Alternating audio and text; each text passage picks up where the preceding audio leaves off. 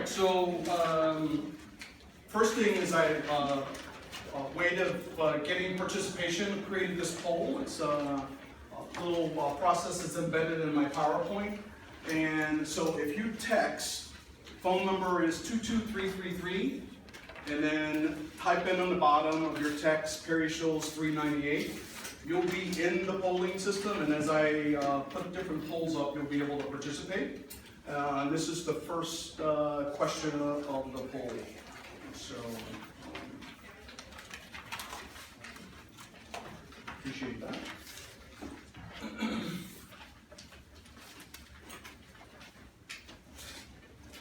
So my objective this morning is to share with you some insights from this book. The book is called Striving While Black. It's written by a mentor of mine who I work with at Kraft Foods, Kwame Salter. And Kwame has been trustful enough to allow me to represent his work. I was lucky enough that he involved me in the early sort of writing of the book process, and I was able to participate in that. And I'm going to share with you some of his thoughts because, again, I was one of his mentees and still continue to be considered a mentee of his, and he's a person I rely on quite a bit.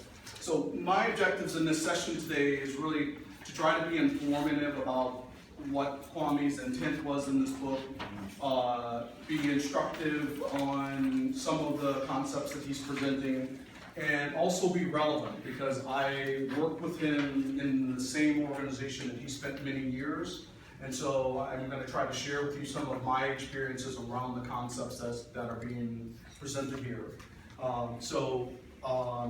Title is Striving While Black. For the purpose of the diversity conference, we took the black out and put the ...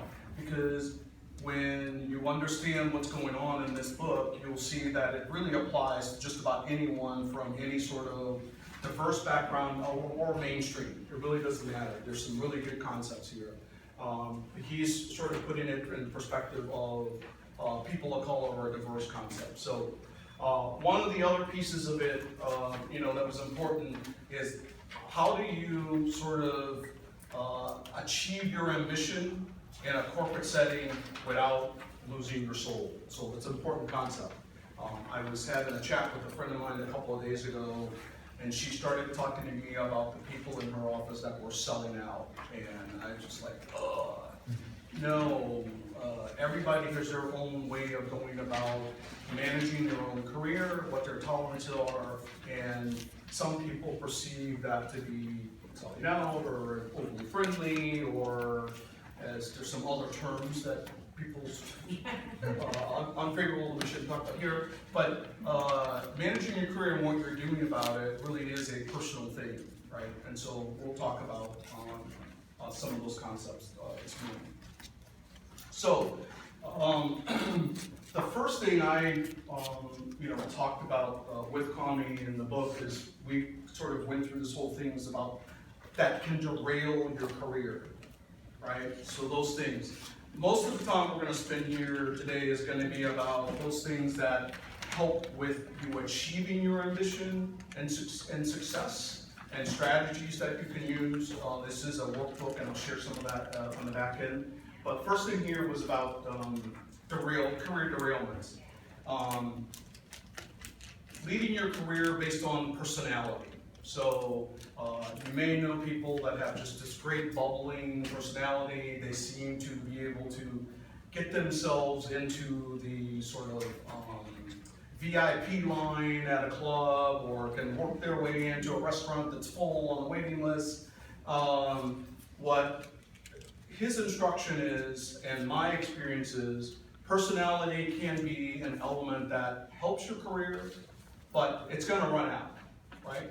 People in corporations are really looking for leaders, content, really meat on the bone type things. So personality is important, but it is something that at some point in time in your career, you need to have something of more substance. And so we think just realizing that you're a funny person or great, everybody loves you, is not going to necessarily be something that's sustainable from a career standpoint.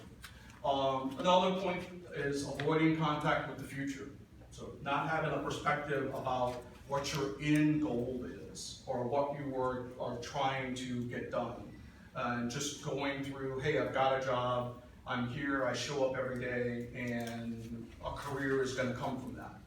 There needs to be some structure, and so we think not having some structure and purpose about it is a way to sort of get them that derailment.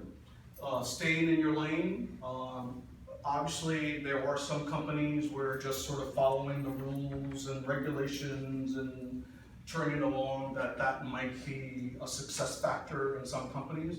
But in general, most of us from a career standpoint are problem solvers, people that are most innovative, more creative is where you're going to get the bigger bang for buck from a career perspective. So staying in your lane and just being that person, put your head down, work at the desk, is not necessarily that formula that we think and have experience around the career standpoint.